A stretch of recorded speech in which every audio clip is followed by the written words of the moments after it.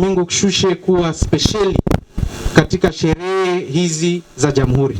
Nakumbuka wakati wa mwisho tulikuwa pale Mlilo mwaka uliopita Disemba kama hii, na umezingatia ugatuzi kamili, kwa sababu juzi tu tarehe 20 tulikuwa Mwanda, tarehe 1 mwezi wa 6 tukawa Undani. Tumeendelea kuzunguka ili huduma ije karibu na mwananchi. Na mimi nitachukua dakika chache kwanza, kwa sababu niko nyumbani. Madam DCC, mimi nimezaliwa hapa, ni mzaliwa hapa. Wengi walioketi pale ni maanti zangu na wazazi wangu. Hapa ndo nilizaliwa, na kuna kitu tunaita mkuvu ama ukufu wangu hapa ndo ulizikiwa Mingu Kishushe, mahali kunaitwa Marungu. Na ndio maana mahali hapa kuko sana karibu na moyo wangu, na miradi mingi nimefanya. Kama mradi wa basari nilianzia hapa kwa sababu hapa ndio nimezaliwa. Miradi za tent hii mliokalia nimetoa kwa sababu ya eneo hili la Mingu Kishushe. Lakini siku ya leo si ya Atanas Mbele. Siku ya leo ni siku ya tarehe 12 Disemba, na nataka kuwasihi kwamba tujifunze kwamba siku ya leo iko na mafunzo muhimu katika maisha yetu ya kibinafsi. Kwanza, inaadhimisha struggle tuliyofanya kupata Jamhuri ya Kenya. Siku ya leo tunaheshimu bendera kwa sababu sio kitambaa peke yake. Bendera hii inaashiria wale waliopigania uhuru, na ilikuwa ni process ndefu kwa sababu ilianza na uchaguzi wa Mei 27 ambapo Jomo Kenyatta alichaguliwa kama mkuu wa serikali, head of government, lakini bado Malkia wa Uingereza akaendelea kutawala kama mkuu wa nchi. Na ilipofika Disemba tarehe 12, Kenya ilitambulikana kama jamhuri, na bendera ya Kenya ikapandishwa juu kwa mara ya kwanza, na wimbo wa taifa ukaimbwa kwa mara ya kwanza katika bustani ya pale Uhuru Gardens. Na hiyo ilikuwa mwaka wa 1963. Bado Malkia wa Uingereza alikuwa anatawala kama mkuu wa nchi, na Jomo Kenyatta akawa anatawala kama head of government. Baada ya mwaka mmoja tena 1964, tarehe 12 Disemba wakakutana tena pale Uhuru Gardens, na rais wa kwanza wa Kenya akaapishwa, na Kenya ikatambulika kama jamhuri, na mti wa Mdumo Tree ukapandwa pale siku hiyo, na mti huo uko miaka 62 kufikia sasa. Kwa hivyo tuko hapa kusherekea miaka 62 za Kenya kuwa jamhuri na miaka 63 za Kenya kupigania uhuru. Na japo tuko na uhuru, bado hatuna uhuru kamili, kwa sababu yale mambo yalikuwa kabla ya mabeberu hajatoka bado yametutawala. Taifa letu na hapa Taita Taveta bado tumetawala na umaskini, ukosefu wa ajira, na bado utumizi ubaya wa rasilimali. Kwa hivyo mimi sitaki kusema mengi, kwa sababu historia hii inatufunza tuendelee kupigana. Na mimi kama mtoto wa kutoka hapa nitaendelea kupigana na umaskini kupitia Atanas Mbele Foundation. Mimi sijachaguliwa kwa kura ama ofisi ama pesa ya serikali, lakini kwa uzalendo na kuwapenda watu walionilea, nimejitolea katika hali na mali na rasilimali zangu nikaweze kusaidia jamii. Na mimi nasema kwamba sisi sote tujifunze katika hali ya uhuru kwamba hakuna mtu mmoja peke yake anaweza kusaidia ukombozi wa taifa letu na ukombozi wa Taita Taveta.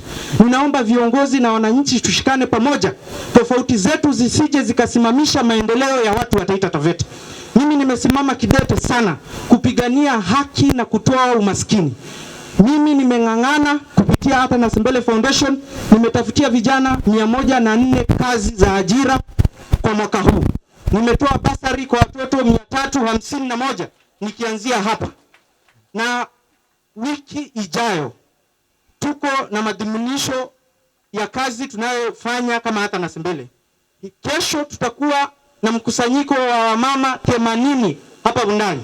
Wamama hao nimewatafutia vifaa na pesa za kuanzisha biashara zao ili waweze kujinua katika programu inaitwa Mama Ntilie. Kwa hivyo tutawapatia vifaa na kila kitu waanze kuanzisha biashara. Lakini nikimalizia, nataka kusihi viongozi kwamba hapa Mingu Kishushe tumeona kwamba kuna shida ya utumizi ubaya wa rasilimali. Nimesikia rais juzi akisema kwamba Taita Taveta tuko na Savo ambayo ni kubwa zaidi kuliko Amboseli. Amboseli pale wanapata 50% ya marupurupu ya Savo. Ekari zetu za Taita Taveta ni milioni 4.2. Milioni 2.6 iko katika Savo. Na sisi kama Wataita tutasimama kidete kupigania haki kwamba hatutaki 100%, tunataka 50% ya marupurupu ya Savo. Na ninaomba viongozi, na tuko na wakili wetu hapa Kifuso, tunaomba muendelee kusukuma, na ushukuru sana kwa sababu niliona mlienda pale, tuendelee kusukuma tukaweze kupata pesa hizo.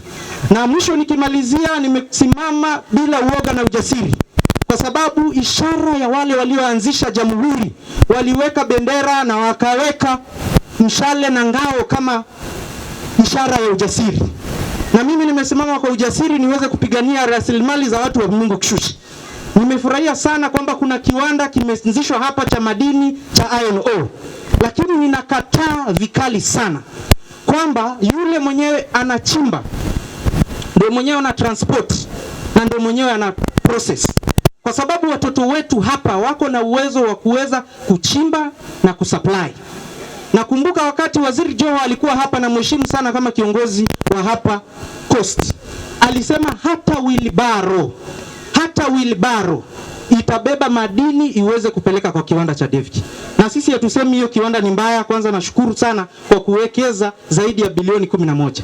Lakini mimi naomba kwamba tissue zinazotumika pale, mboga zinazokuliwa pale, maji yanayotumika pale yasuplaiwe na mtu wa kutoka Taita Taveta. Na tukiongea hivyo hatuongei kwa sababu ati tuko na interest, hatuna interest yoyote. Ni kwa sababu lazima tupiganie haki. Haiwezekani nchi ama taifa lenye rasilimali kubwa liwe baadhi ya taifa maskini zaidi Kenya nzima. Kwa hivyo mimi napinga vikali hatua nimeona juzi kutoka komiti ya ranch kwamba kuna majina 20 zimepewa tenda ya kusupply pale kwa Devki. Hakuna kampuni hata moja ya kutoka Taita Taveta. Nimepinga vikali kwamba kuna kampuni 8 ikiwemo Devki, ikiwa Jiujiu ya Chinese na zingine zimepewa stakabadhi za kutoa madini kwa nyuma ya mlango bila idhini ya mwananchi. Mining Act inasema lazima ukuje kwa mwananchi, vile mimi nimesimama uambie unataka kufanya nini, wakupe consent ndio upate leseni ya mining. Lakini hawa watu wamepewa leseni, wanaingia nyuma ya mlango. Na mwisho tunakataa kwamba iron ore international market inauzwa $107. Hiyo ni sawa na 13,000 Kenya shillings.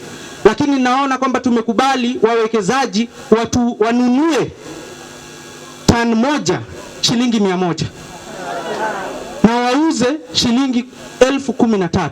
Hayo ni mambo ambayo lazima tuambie wananchi, ili tukiongea msione kwa sababu tuko na interest.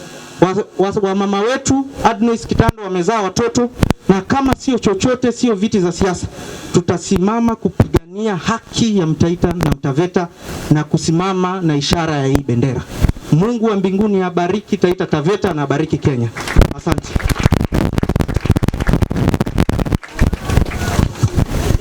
Asante sana.